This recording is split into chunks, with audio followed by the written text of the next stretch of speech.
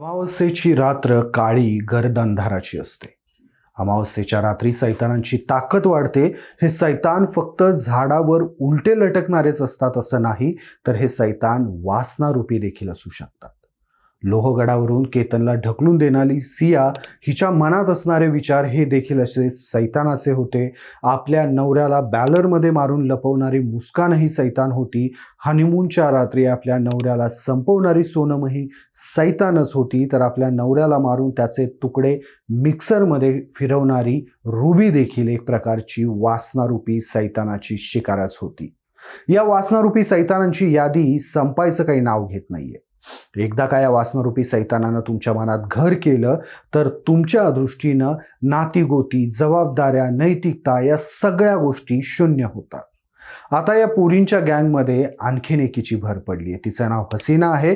या हसीनानं चक्क आपल्या नवऱ्याला देवाच्या दर्शनाला जाऊयात असं सांगून घरातून सोबत नेलं आणि आपल्या नवऱ्याला थेट देवाजवळच पोहोचवलं. ही घटना आंध्र प्रदेशातील आहे. नक्की काय झालं या संपूर्ण प्रकरणात आणि हसीनानं आपल्या नवऱ्यासोबत असं नक्की काय केलं, सगळं काही समजावून सांगतो पुढच्या काही मिनिटांमध्ये. त्यासाठी हा व्हिडिओ शेवटपर्यंत बघा.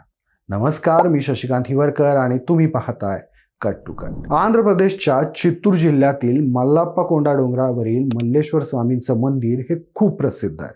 मल्लेश्वर स्वामींच्या दर्शनासाठी दूरदूरवरून भाविक या मंदिरात येतात.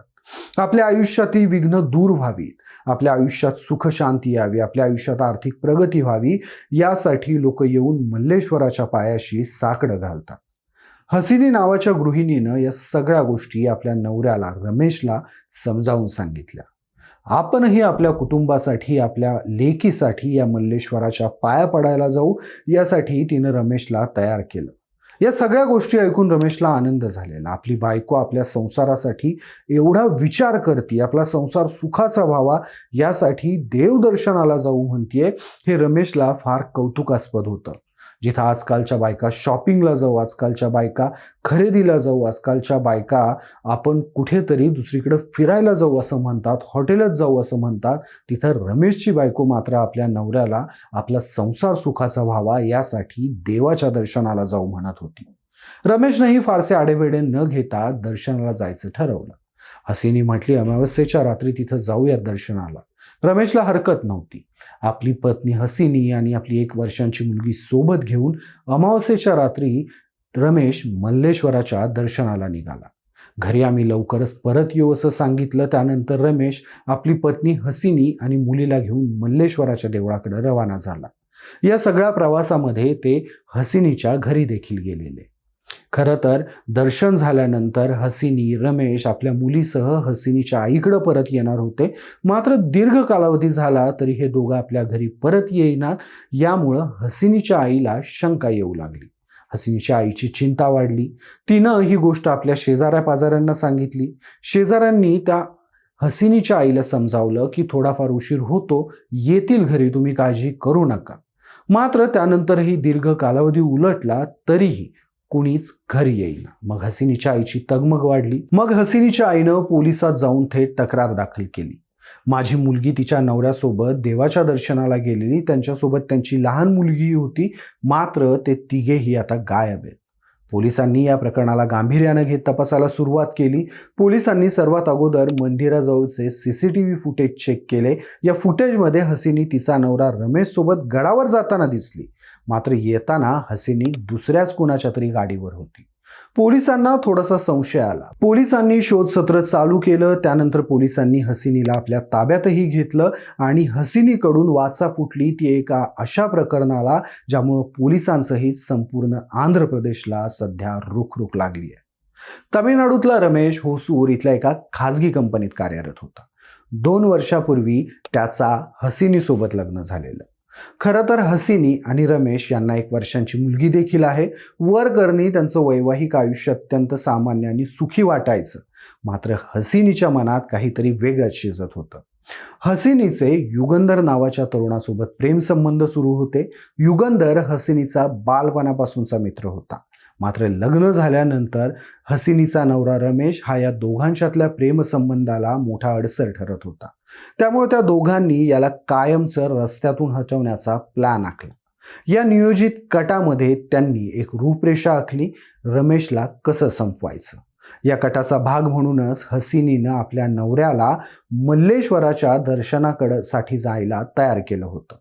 त्या नियोजनानुसार 13 जुलैला हे कुटुंब हसिनीच्या मूळ गावी म्हणजे बोयनपल्लीला आलं. त्यानंतर तिथून 14 जुलैला रमेश आपल्या दुचाकीवरून पत्नी आणि मुलीला घेऊन मल्लेश्वराच्या मंदिराकडे निघाला. मात्र त्याला कल्पना नव्हती की तो प्रवास तो देवाच्या दर्शनासाठी नाही तर थेट देवाकडे पोहोचवणारा ठरणार आहे. दुचाकीवरून हे जात असतानाच हसिनी मोबाईलद्वारे तिच्या प्रियकराला म्हणजे युगंधरला त्यांचं लाईव्ह लोकेशन पाठवत होती.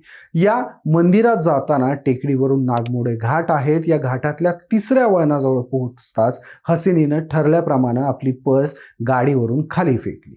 आपल्या बायकोची पर्स पडलेली पाहून रमेशनं गाडी थांबवली. तो ती पर्स उचलण्यासाठी खाली उतरला आणि याच संधीची वाट पाहून दबा धरून बसलेल्या युगंधर आणि त्याच्या इतर साथीदारांनी रमेशवर हल्ला चढवला. आपल्यावर संकट आल्याचं समजताच रमेशनं स्वतःचा जीव वाचवायला जंगलाच्या दिशेनं सुमारे 100 मीटरपर्यंत धाव घेतली. मात्र हल्लेखोरांनी त्याचा पाठलाग करून धारधार शस्त्रांनी त्याची निर्घृण हत्या केली. या संपूर्ण घटनेची मुळं बोयनपल्ली गावात सापडतात. हसिनीच्या घरचे जेव्हा तिच्यासाठी लग्नासाठी स्थळ बघत होते त्यावेळेसच हसिनीला हे लग्न करायचं नव्हतं, कारण तिचं युगंधरवर प्रेम होतं, युगंधरचंही तिच्यावर प्रेम होतं. मात्र घरच्यांना सांगायचं कसं हा मोठा प्रश्न होता आणि म्हणून हसिनीनं नाईलाजानं घरच्यांच्या आग्रहाला बळी पडून रमेश सोबत लग्न केलं. पण तरीही तिच्या मनातून युगंधर जात नव्हता. लग्न झाल्यानंतर देखील युगंधर आणि हसिनीमधले संबंध कायम राहिले होते. रमेशला याची कधीच खबरबात नव्हती. हसिनीला एक मुलगी झाल्यानंतरही तिचा युगंधरचा नाद सुटत नव्हता, म्हणून हसिनीनं हा सगळा कट रचला. हे संपूर्ण प्रकरण आता पुढे आलेलं आहे. या प्रकरणी हसिनी, तिचा मित्र युगंधर आणि त्याच्या साथीदारांनाही अटक झालेली आहे. पण या प्रकरणामुळे पुन्हा एकदा लग्न संस्था चर्चेत आली आहे.